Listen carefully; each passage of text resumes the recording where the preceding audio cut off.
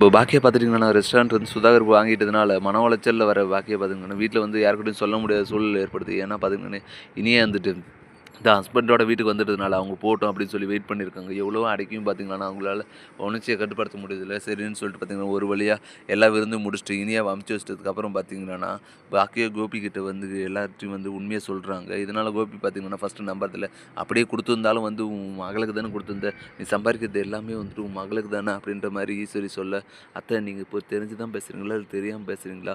அவரு என் ரெஸ்டாரண்ட்ட முழுசா எழுதி வாங்கிட்டாரு. இது எப்பவோ நடக்கும்னு நான் எதிர்பார்த்தேன். ஆனா, இவ்ளோ சீக்கிரம் நடக்கும்னு நான் கொஞ்சம் கூட எதிர்பார்க்கல. அதுவும் கல்யாணம் ஆகி மறுநாளே இப்படி நடக்குதுன்னா, கண்டிப்பா அவரு இந்த நோக்கத்தோட தான் வந்து கல்யாணமே பண்ணியிருக்காரு அப்படின்ற மாரி பாக்கியா பார்த்தீங்கன்னா, அடிச்சு சொல்ல. ஆனா இருந்தாலுமே வந்துட்டு கோபியும், ஈஸ்வரியும் நம்ப மாட்டேன்றாங்க. "நீ என்னென்னமோ கற்பனை பண்ணி பேசியிருக்க. பாக்க ஒழுங்கா வந்து டாக்குமெண்ட் எல்லாம் படிச்சு பாத்து. ஏன்னா, அவ்ளோ பெரிய பணக்காரரு உன் சின்ன ரெஸ்டாரண்ட்டுக்கோசம் ஆசைப்படுவாருன்னு நீ நெனைக்கிறியா?" அப்படின்ற மாரி சொல்ல. அவருமே வந்துட்டு பார்த்தீங்கன்னா என் ரெஸ்டாரண்ட்டுக்கு ஆசைப்படுறதில தான். அப்படி இருந்தும் ஏன் என்கிட்டருந்து ரெஸ்டாரண்ட் புடுங்கி வாங்கணும்? இதுலேருந்தே நான் சொல்றது உங்களுக்கு புரியலையா? அப்படின்னு சொல்லிட்டு பாக்கியா பார்த்தீங்கன்னா, ஆதங்கத்தெல்லாம் கொட்டுனா கூட வந்துட்டு, கோபி வந்து நம்புறதே இல்ல. பாக்கியாவுமே பார்த்தீங்கன்னா, வேற வழி இல்லாத எல்லாத்தையுமே புலம்பி தள்ளிட்டு, "என்னமோ பண்ணுங்க" அப்படின்னு சொல்லிட்டு என்ன திருப்பி பழைய மாரி வீட்லயே அடக்கி வச்சுட்டீங்களா? அப்படின்னு சொல்லி அழுதுகிட்டே பார்த்தீங்கன்னா, ரூமுக்குள்ள போயிட்டு கதவ சாத்திர்றாங்க. இதனால கோபியுமே பார்த்தீங்கன்னா, குழப்பத்தில என்ன பண்றதுன்னு தெரியாம, இவ என்னென்னமோ இப்ப சொல்றா. ஆனா நம்ம சம்மந்தி அந்த மாரிலாம் பண்ற ஆளே இல்ல. நான் பேசுறேன் அப்படின்ற மாரி சொல்லிட்டு பார்த்தீங்கன்னா இப்போ கோபி பார்த்தீங்கன்னா, சுதாகர் பார்க்க போக, அங்க பார்த்தீங்கன்னா, சுதாகர் இருந்துட்டு, "வாங்க சம்பந்தி எப்படி இருக்கீங்க? நல்லா இருக்கீங்களா?" அப்படின்னு சொல்லி உபம் விசாரிக்க, அவங்களுமே வந்துட்டு பார்த்தீங்கன்னா, "நல்லா இருக்கேன் சம்பந்தி. நீங்க எப்படி இருக்கீங்க?" அப்படின்ற மாரி நலமெல்லாம் விசாரிச்சுட்டு, அதுக்கப்புறம் பார்த்தீங்கன்னா, பேச்ச ஆரம்பிக்கிறாரு. பாக்கி உங்கள பத்தி என்னென்னமோ சொல்றாங்க. அதெல்லாம் உண்மையா சம்பந்தி? என்னமோ நீங்க அவர் ரெஸ்டாரண்ட்ட எழுதி வாங்கிட்டா அப்படின்ற மாரியெல்லாம் சொல்றீங்களா? அப்படின்னு சொல்ல, "ஆமா கோபி. இது ஏன் உங்க ஒய்ஃப் சொல்றத நீங்க இப்போ கூட நம்பலன்னா எப்படி?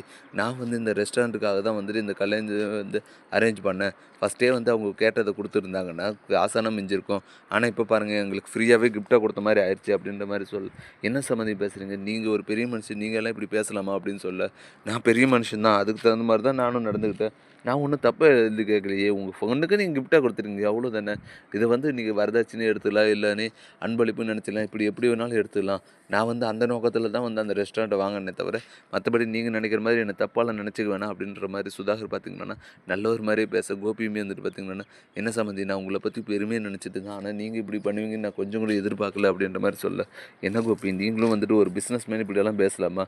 நான் வந்து எல்லாத்தையுமே வந்து பிசினஸ் கண்ணோட்டத்தோட தான் பார்க்குறேன். நீங்களும் அந்த மாரி பாருங்க. நான் செஞ்சது எதுவுமே உனக்கு தப்பு வராது." அப்படின்ற மாரி சொல்லிட்டு பார்த்தீங்கன்னா, சுதாகருமே வந்துட்டு ஜாலியா சிரிச்சு பேச, இதெல்லாம் பார்த்து கோபிக்கு பார்த்தீங்கன்னா கோவம் வருது. ஆனா இருந்தாலுமே வந்துட்டு பொண்ணோட வாழ்க்கைய நெனச்சு அமைதியா இருக்காரு.